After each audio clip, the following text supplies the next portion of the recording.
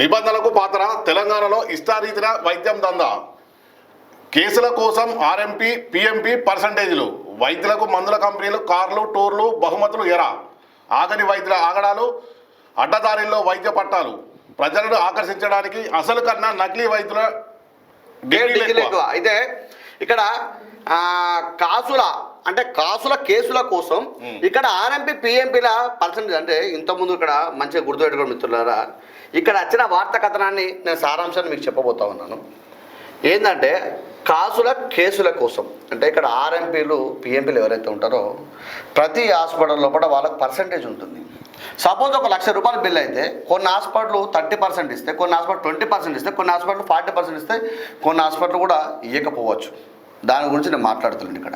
అయితే ఇక్కడ ఏమవుతుందంటే వాళ్ళ పర్సంటేజ్ కోసం వాళ్ళు ఏం చేస్తారంటే ఊర్లో ఉన్న ఆర్ఎంపీలు ఏం చేస్తారంటే సమ్ హాస్పిటల్కి వెళ్ళు, నువ్వు నీకు ఆరోగ్యం బాగాలేదు కదా, మరి ఆ హాస్పిటల్ చూసుకొని నేను చెప్తాను, మనోడే డాక్టర్ తగ్గిస్తాడు నీకు డబ్బులు అని చెప్తాడు. ఇతను పోతాడు, బిల్లు ఇట్లా పోతా ఉంటుంది. బిల్లు పోయిన తర్వాత ఒక ₹1,00,000 బిల్ అవుతుంది. బిల్ అయిన తర్వాత వాళ్ళు ఏం చేస్తారంటే డాక్టర్ ఫోన్ చేస్తారు, ₹1,00,000 అంటే నేను చెప్తాను డాక్టర్ మనోడే ఇప్పుడు ఆల్రెడీ ఇప్పటికే ఎక్కువ వేసినాడు, తగ్గించాలి కాబట్టి డాక్టర్ చెప్పినట్టు తగ్గించాలి కాబట్టి 80,000 కాస్తే ₹1,00,000 చేస్తాడు. చేసిన ఫోన్ రాగానే అతను ఏం చేస్తాడు 80,000 తీసుకొస్తాడు. దీంట్లో ఇతనికి పర్సంటేజ్ మళ్ళీ. అలానే వైద్యులకు మందుల కంపెనీల కార్ల టూర్ల బహుమతులు ఎరా. నేను ఇంతకుముందు ఫస్ట్ ఛానల్ పెట్టినప్పుడు ఒక మాట చెప్పిన, ఉన్న డాక్టర్లకు ప్రతి ఆదివారం కొన్ని హాస్పిటల్కు సెలవు ప్రకటిస్తూ ఉంటారు. గుర్తుపెట్టుకోండి, మరి డాక్టర్ 24 గంటల వైద్య సేవ అంటాం కదా, అన్నప్పుడు ఈ 24 గంటల వైద్య సేవ లోపల డాక్టరు ఆదివారం హాస్పిటల్ సెలవు పెట్టి వాళ్ళు ఇక్కడ ఉండకుండా బాహ్య ప్రపంచానికి వెళ్తూ ఉంటారు. అయితే వీళ్ళు ఏం చేస్తున్నారు, వైద్యులకు మందుల కంపెనీల వాళ్ళు ఏం చేస్తారంటే కార్లు కానీ టూర్ల బహుమతులు, నేనేమంటాను టూర్లు, వీళ్ళకు రకరకాల టూర్లు వస్తూ ఉంటాయి. వీళ్ళకి హైదరాబాద్లో రిసార్ట్లలో బుక్ చేస్తూ ఉంటారు, లేకపోతే పక్క రాష్ట్రానికి లేకపోతే ఇంకో రాష్ట్రానికి పోవడానికి వీళ్ళకు చేస్తూ ఉంటారు. ఇంకోటి ఇక్కడ ఏం జరుగుతుందంటే ఈ డాక్టర్ రాసిన మందుల చిట్టులోని ఏదైతే మెడిసిన్ ఉందో పక్క మెడికల్ షాప్లో దొరకదు, వీళ్ళ దగ్గరనే దొరుకుతుంది. గుర్తుపెట్టుకోండి, ఎందుకంటే ఇతను రాసిన ఏదైతే కంపెనీ యొక్క టూర్లకో లేకపోతే ఇంకోటి ఇతను ఆ కంపెనీ యొక్క మందు రాసినాడో అతని దగ్గర దొరుకుతుంది. ఇతని దగ్గర దొరికిన మందు అంటే సేమ్ ఫార్ములాతో ఇంకో కంపెనీ మందు వేరే దగ్గర దొరుకుతుంది. కానీ ఇతను రాసిన కంపెనీ ఇతని యొక్క మందు ఇతని మెడికల్ షాప్లో ఇతని హాస్పిటల్లో మాత్రమే దొరుకుతుంది. ఎందుకోసం అయ్యా అంటే పూర్తిగా ఈ టూర్ల దందాకు ఈ బహుమతి దందులకు డాక్టర్లు అలవాటు పడినారు. కొంతమంది డాక్టర్ల గురించే ఇక్కడ మాట్లాడుతూ ఉన్నాను, మిగతా వారు అనేది భావించద్దు.